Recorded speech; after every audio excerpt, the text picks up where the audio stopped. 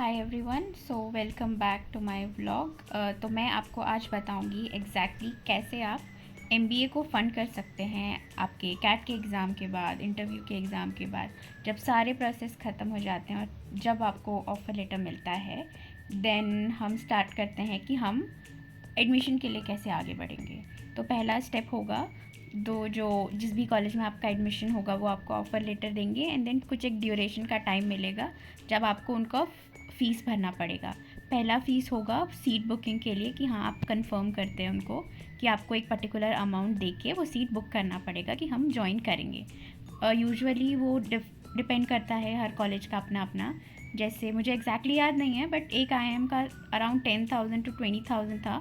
But वो भी अलग अलग स्टेजेस में अलग अलग होता है। जैसे सीट कंफर्मेशन का आपको अराउंड 50,000 पड़ जाएगा। एक्चुअली हमारे टाइम पे उतना ही था, वो चेंज भी हो सकता है, ऐसा फिक्स नहीं है, वो डिपेंड करता है कॉलेज पे। बाय द वे, आप देख सकते हैं कितना क्यूट है, ये न्यू बेबीज़ हुए हैं हमारे कैंपस में, इनके पेरेंट्स भी आसपास ही घूम रहे होंगे। सो हाँ, now back to the topic. सारे कॉलेजेस का एक्चुअली डिपेंड करता है कि कितना कितना बुकिंग चार्जेस रहता है वो सीट के लिए। यूजुअली आपको 50,000 अराउंड ही लग जाएगा। और एक और प्रोसेस भी होता होगा जो लास्ट वीडियो में मैंने आपके साथ डिस्कस किया था अबाउट द वेट लिस्ट। सो कुछ कॉलेजेस में, नॉट मोस्ट ऑफ देम, उनमें ऐसा होता है कि आपको वेट लिस्ट में पार्टिसिपेट करने के लिए भी शायद 10 to 20,000 देना पड़ता है। तो वो एक्चुअली अलग चीज़ होती है पूरा। और हाँ, रही बात जब आपको ऑफ़र लेटर मिल चुका है, तो यहाँ पे आपको फ़र्स्ट अमाउंट जो चार्ज किया जाएगा वो 50,000 एज आई सेड। उसके बाद आपका जैसे ही प्रोसेस डन हो जाता है, उसके बाद आपको उनको आपकी फ़र्स्ट टर्म की फ़ीस देनी पड़ती है, जो कि अराउंड 3 लाख टू 4 लाख आपको पड़ जाएगा। आप किसी भी आईएम में जाएंगे, ज़्यादातर आईएम की फ़ीस अराउंड 20 टू 25 लाख ही हो गई है आज के टाइम में। तो ये जो 3 लाख है वो आपके फ़र्स्ट टर्म का फ़ीस रहेगा। 3 टू 4 लाख जितना भी अमाउंट रहेगा वो आपको कॉलेज की ओरिएंटेशन या फिर आप जब कॉलेज जाएंगे उससे पहले सबमिट करनी होगी। और मोस्ट ऑफ़ द टाइम मैंने वीडियोस में देखा है, कोई भी इंसान ये चीज़ हाईलाइट नहीं करता है। सब लोग वही बोलते हैं कि आप बैंक जाइए, कोई भी बैंक आपको लोन दे देगा, तुरंत मिल जाएगा, आपको कुछ भी कोलेटरल की ज़रूरत नहीं है। बट सबसे इम्पॉर्टेंट यही है कि फ़र्स्ट फ़ीस आप देंगे कहाँ से। क्योंकि अगर आपको ड्यूरेशन अच्छा खासा मिला है कि 1 वीक के अंदर आपको पैसे भरने हैं और आपके पास वो पैसे रेडिली अवेलेबल नहीं हैं, तो ज़रूरी नहीं है कि बैंक आपका प्रोसेस जल्दी से जल्दी करके दे। हाँ, आप जाके रिक्वेस्ट कर सकते हैं, क्योंकि बहुत टाइम ऐसा होता है कि अभी पोर्टल डाउन होता है, कुछ एक्स्ट्रा डॉक्यूमेंट मांगते हैं। और अगर आप किसी छोटे शहर से हैं तो शायद उन बैंक वालों को ये पता तक नहीं होगा कि प्रोसेस करना कैसे होता है। आपको खुद बैठ के उन्हें बताना पड़ेगा कि क्या प्रोसेस करना है, कैसे करना है। वो हेल्प ज़रूर करते हैं, उन्हें भी मतलब इस चीज़ का तो वैल्यू है कि बच्चे का एडमिशन है। बट उन्हें ही जब पता नहीं है कैसे हेल्प करना है, तो वो एक्चुअली प्रॉब्लम हो सकता है। तो पहला चीज़, जो 3 से 4 लाख होंगे वो आपको शायद खुद के पॉकेट से देना पड़े स्टार्टिंग में, या फिर आप जैसे भी अरेंज करेंगे। और अदरवाइज़ आप बैंक के पास जाके रिक्वेस्ट कर सकें कि प्रोसेस जल्दी हो, ताकि वो आप पे कर पाएँ, मतलब आपके एंड डेट से पहले। क्योंकि अगर आप एंड डेट से पहले नहीं देते हैं तो यूजुअली आपका रिवोक हो जाता है सीट, या फिर ऑफ़र बोल सकते हैं। बट आप I think and I believe कि लोग ना कॉल करके बात कर लेते हैं। अगर टेक्निकल प्रॉब्लम कुछ हुई है बैंक के साइड से या फिर कुछ भी, तो आप डायरेक्टली उनके एडमिशन ऑफिस में कॉल करके बात कर सकते हो। लोग एक्चुअली अवेलेबल रहते हैं ये सारी क्वेरीज़ को रिजॉल्व करने के लिए स्टूडेंट्स का। ओके, तो देन अगेन ये 3 से 4 लाख रुपए देने के बाद आप कॉलेज आएंगे, आपका एडमिशन होगा, सब कुछ होगा।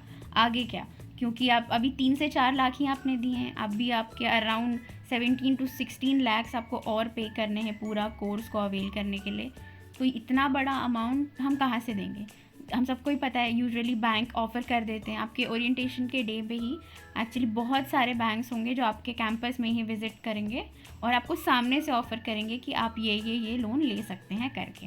वो सारा डॉक्यूमेंटेशन, ये एक्चुअली बहुत ही ज़्यादा हैसल फ्री प्रोसेस होता है, क्योंकि बहुत बच्चे लोन लेते हैं। ये बहुत एमबीए की तरफ से बोल सकते हैं। एक्चुअली जब आप एमबीए करते हो तो ये एक नॉर्मल ही बन गया है, क्योंकि ज़्यादातर लोग अफोर्ड नहीं कर पाते हैं। किसी के पास I don't think 25 to 30 lakhs होगा एक साथ इन्वेस्ट करने के लिए, और मोस्टली लोग अलग अलग प्लान्स भी करते हैं, तो लोग लोन लेते हैं। तो ये मतलब कोई शेम की बात नहीं है या फिर कुछ अलग नहीं है कि आप लोन ले रहे हैं, स्पेशली एमबीए में।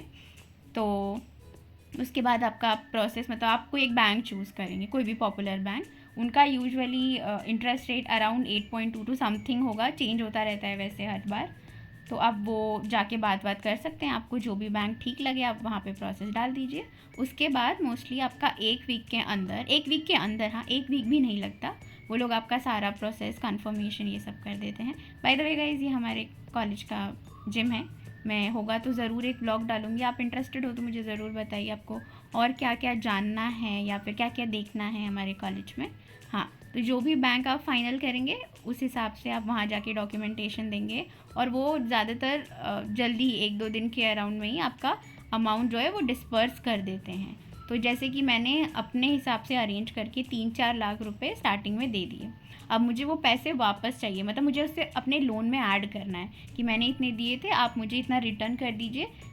समझ लीजिए कि जैसे आपने कुछ गिरवी किया था और आपने पैसा दिया है, तो आप बैंक से जाके वो पैसे मांग सकते हैं कि मुझे पैसे चाहिए, ये मैंने गिरवी, मतलब गिरवी ज़रूरी नहीं है बताना कि मैंने यहाँ से पैसे लाया था, मुझे उनको रिटर्न करके अब करना है और इसे अपने लोन में ऐड करना है, तो वो भी फैसिलिटी अवेलेबल होती है।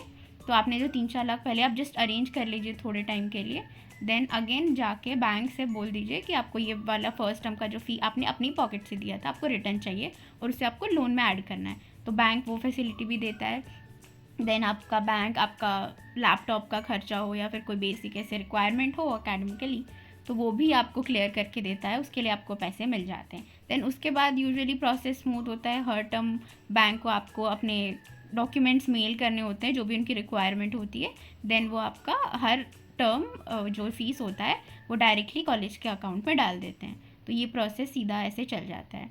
तो यूजुअली यही पार्ट एक्चुअली मैंने देखा है, जो बाकी यूट्यूबर्स होते हैं या फिर जो बता रहे होते हैं वो नहीं बताते कि स्टार्टिंग का जो टर्म का फीस होता है ना, वो एक्चुअली आपको करना पड़ेगा अरेंज, वहाँ पे थोड़ा सा टेंशन बोल लीजिए या फिर थोड़ा सा तो है कि आपको ध्यान रखना पड़ेगा कि ऑफ़र आया है और आपको ज्वाइन करना है, तो वो 3 से 4 लाख रुपए का आपको कहीं ना कहीं से अरेंजमेंट करना पड़ेगा।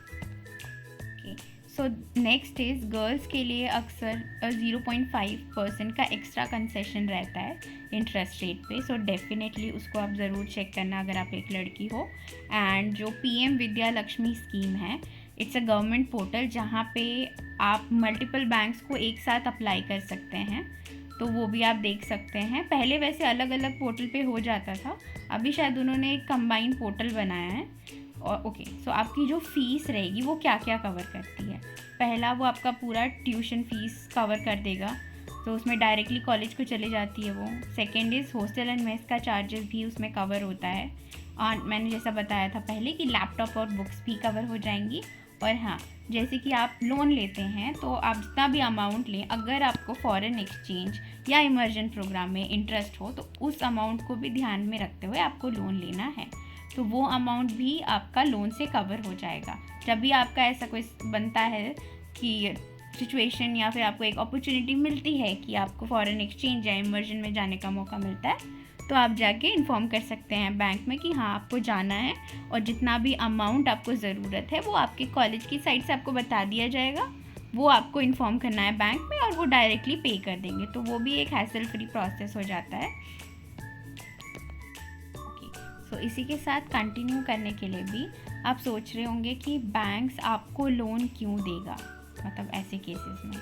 तो इंडिया में एक्चुअली ये बहुत अच्छी चीज़ है कि जैसे कि आपने एक कोई IIM क्रैक कर लिया, तो बैंक्स के लिए भी एक क्राइटेरिया जैसे होता है, उन्होंने क्लासीफाई करके रखा है अलग अलग कॉलेजेस को अपने हिसाब से, कि जैसे AA करके उनका एक रेंज रहता है, तो उस हिसाब से जैसे कि IIMs आई थिंक AA में आते हैं कुछ, A में आते हैं कुछ, तो इन बैंक्स में आप जब भी अप्लाई करते हो लोन के लिए आपको किसी भी कोलेट्रल की ज़रूरत नहीं होती है, क्योंकि आप एक प्रीमियम इंस्टीट्यूट से MBA करने वाले होते हैं, तो बोल सकते हैं उनका एक प्रोसेस है, तो इसकी वजह से वो स्टूडेंट्स को लोन बहुत ही ज़्यादा ईजीली दे देते हैं in comparison to other degrees अगर आप MBA कर रहे हैं तो। और उसके साथ भी और ये भी समझिए कि जैसे ही आपका कॉलेज ख़त्म होगा आपको तुरंत से लोन चुकाने की ज़रूरत नहीं होती है, आपको एक तरीके से एक हॉलीडे पीरियड मिलता है रीपेमेंट का, तो वहाँ पे आप अराउंड 6 to 1 ईयर के बीच में आपकी जॉब लगने के बाद आपका जो पेमेंट वापस से आपको जो EMIs भरनी होती है वो शुरू हो जाती हैं। और उसके बाद भी अगर आप देखना चाहेंगे तो बहुत अलग तरीके भी होते हैं, जैसे कि सभी लोग पूरा लोन नहीं लेता है। मानो आपकी फ़ीस 20 लाख हो तो ज़रूरी नहीं आपको 20 का 20 लाख लेने की ज़रूरत है। जैसे कि 3 टर्म का आप खुद से दे सकते हैं अगर आपके पास उतना पैसा है, देन लास्ट के 3 टर्म के लिए आप एक लोन ले सकते हैं, या फिर उल्टा भी कर सकते हैं, बट यूजुअली लोग करते नहीं हैं। तो मतलब फाइनेंस आप अपने हिसाब से मैनेज कर सकते हैं जितने भी अमाउंट की आपको ज़रूरत है। बैंक्स एक्चुअली बहुत ज़्यादा विलिंगली ज्वाइन करना चाहते हैं कि बच्चे आएँ और लोन लें, उनका तो काम ही वही है। तो आपको किसी भी कॉलेज में आराम से मिल जाएंगे और वो लोग ईज़िली कांटेक्ट आप कर सकते हैं, मतलब वो टच में भी रहते हैं। ऐसा तो कुछ प्रॉब्लम नहीं होगा कि आप कनेक्ट नहीं कर पा रहे हो जब आपको उनकी ज़रूरत है। तो वो एक प्रोसेस बहुत ज़्यादा इजी होता है। और मोस्टली कॉलेजेस में बैंक्स एक्चुअली अवेलेबल होते ही हैं। जैसे कैंपस के अंदर कोई एक बैंक का ब्रांच होगा, हमारे मेन गेट के बाहर ही SBI का मेन ब्रांच है। तो ऐसे आपको बहुत अच्छे अच्छे बैंक्स मिल जाएंगे जो आसपास ही हैं। और एक फ़ाइनल एडवाइस है मेरी तरफ से, आप जब भी कॉलेज ज्वाइन करने के बारे में फ़ाइनल डिसीजन ले रहे हैं कि आपको कौन सा कॉलेज ज्वाइन करना है, आप डॉक्यूमेंट्स पहले से ही रेडी रखें, चाहे वो लोन के डॉक्यूमेंट्स हो या फिर एडमिशन के टाइम के डॉक्यूमेंट्स हो, क्योंकि वहाँ पे एक्चुअली प्रॉब्लम हो सकता है। और हाँ, ड्रेस कोड फॉलो करें जब भी आप स्टार्टिंग में जाते हैं, मतलब किसी MBA कॉलेज में, किसी IIM में, क्योंकि उनका एक ड्रेस कोड भी रहता है और उसको यूजुअली सीनियर्स देखते हैं कि स्ट्रिक्टली फॉलो होता है नहीं। इतनी बड़ी चीज़ है नहीं वैसे, बस स्टिल याद आया तो मैंने सोचा बता देती हूँ। और उसके बाद लास्ट में मैं ये जानना चाहूँगी कि क्या आप इंटरेस्टेड हैं कि मैं कोई वीडियो बनाऊँ जिसमें मैं किसी IIM के बैच प्रोफाइल के बारे में डिस्कस करूं, क्योंकि एक्चुअली ये बहुत इंपॉर्टेंट पार्ट बन जाता है। या फिर फ्रेशर्स का के बारे में बताऊं, उनकी रियलिटी, उनका सिचुएशन कैसा होता है एक MBA सिनारियो में, क्योंकि पास्ट इन लास्ट 10 ईयर्स बहुत सारी चीज़ें बदली हैं। पहली चीज़ें अलग थी, अब सिनारियो और मार्केट पूरी तरह से चेंज हो चुका है। कैसे स्टूडेंट्स आते हैं MBA करने, या फिर कैसे उनका बैच प्रोफाइल वो लोग प्लान करते हैं कॉलेज वाले, तो वो बहुत ही ज़्यादा इम्पॉर्टेंट हो जाता है आपके लिए जानना, स्टूडेंट्स के लिए, before applying to any of the IIMs और aiming for any other big IIM। Okay, so next part जो हम देखेंगे वो होगा बैच प्रोफाइल के बारे में, जो यूजुअली IIMs होते हैं वो मेंटेन करते हैं।